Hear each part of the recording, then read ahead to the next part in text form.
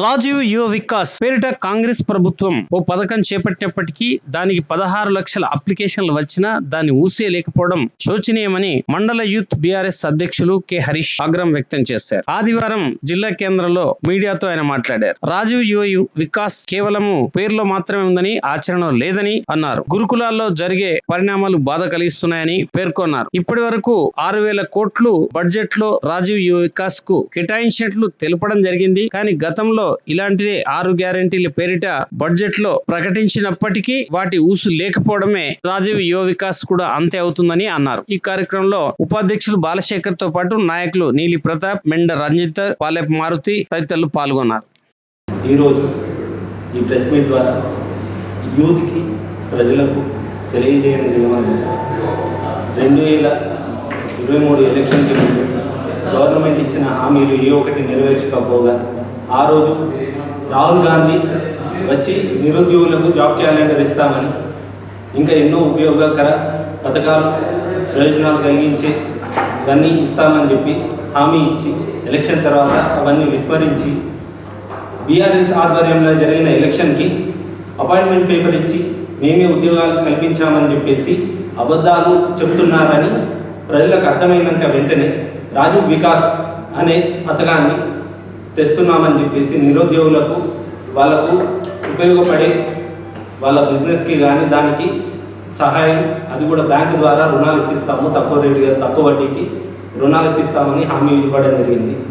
అది తీసుకొని రాజీవ్ వికాస్ పథకం కింద అప్లికేషన్ తీసుకొని ఆడది దాటినా కానీ ఇప్పటికి కూడా ఏ ఒక్కటి కూడా అమలు కాలేదు. ఒకవేళ మీరు కానీ మీరు ఏదైతే మాట ఇచ్చారో దాన్ని అమలు చేయలేని పక్షాన ఇంకో ఉద్యమం అనేది స్టార్ట్ అవుతుంది. విద్యార్థులతోటి నిరుద్యోగులతోటి పెట్టుకున్న ఏ ఒక్క గవర్నమెంట్ బాగుపడ్డది లేదు. మీ నాశనాన్ని మీరే తెచ్చుకుంటారు, తస్మాత్ జాగ్రత్త అని హెచ్చరిస్తారు. అయితే రేవంత్ రెడ్డి గారి ప్రభుత్వంకు 6 గ్యారెంటీలు, 600 మోసాలు, యువతకి 6 గ్యారెంటీల పేరిట 600 మోసాలు చెబుతూనే వచ్చాడు.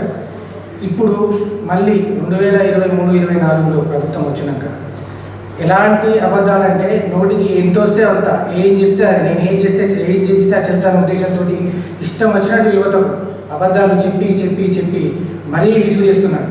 ఇప్పుడు కొత్తగా 6,000 కోట్లు అని చెప్పి బడ్జెట్లో కేటాయించిన అని చెప్తున్నాడు. గత సంవత్సరం 16 లక్షల అప్లికేషన్లు వచ్చినాయి. ఇప్పటికీ మీరు ఏం చేసారు? ఒక్కరికన్నా ₹1 ఇచ్చిరా? ఇవ్వలేదు. యువతకి 5 లక్షల కార్డు ఇస్తా అని చెప్పారు, ఆ కార్డు ఇవ్వలేదు. ఇంకా నిరుద్యోగికి 4,000 రూపాయలు ఇస్తా అని చెప్పారు, అది లేదు.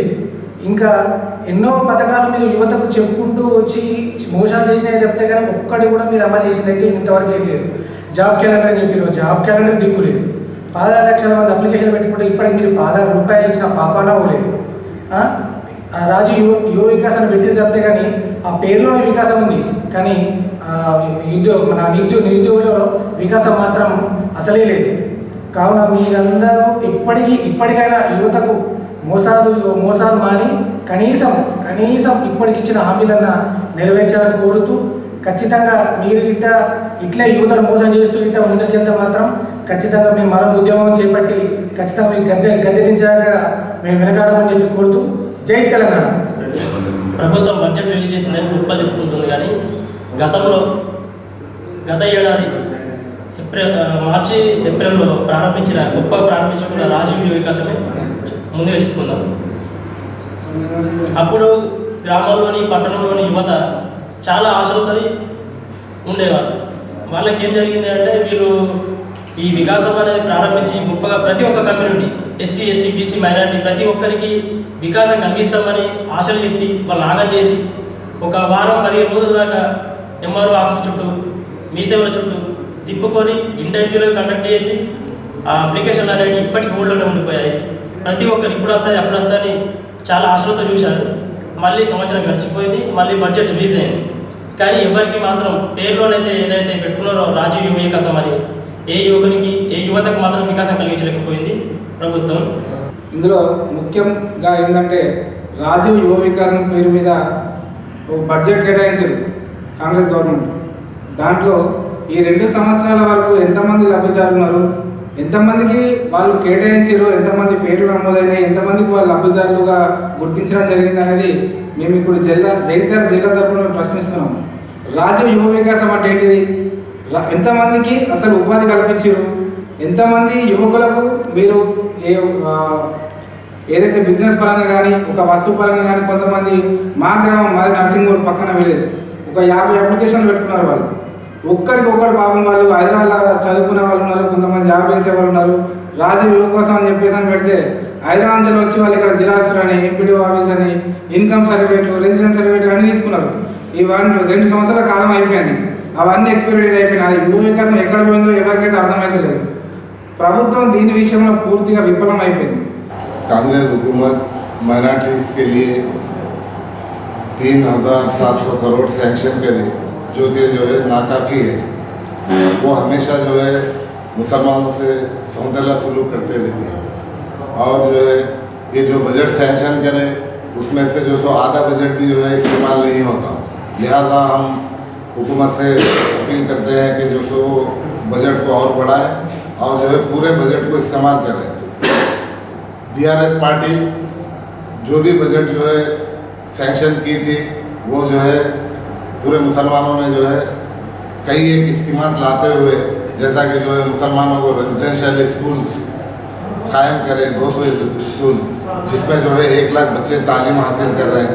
आज जो है वो स्कूल को कोई पूछने वाले नहीं है, जिससे जो है स्ट्रेंथ पूरी कम हो जा रही है और ना खाना सही दिया जा रहा वहाँ पर। हम जो है गुजारिश करते हैं कि जो है हुकूमत इस पर तवज्जो दे। आज जो तेलंगाना में जो कांग्रेस की हुकूमत ने बजट रखी है मुसलमानों के लिए 3,700 चिल्लर करोड़ बजट है, माइनॉरिटी के लिए रखी गई। लास्ट ईयर रखी है 2025 में 3,500 करोड़, मगर 3,500 करोड़ में सिर्फ खर्च करी उसमें 500 करोड़ रुपए। कितने? 500 करोड़ रुपए खाली मुसलमानों को खर्च करा गया। फिर 3,000 करोड़ रुपए वैसे ही रखा गया।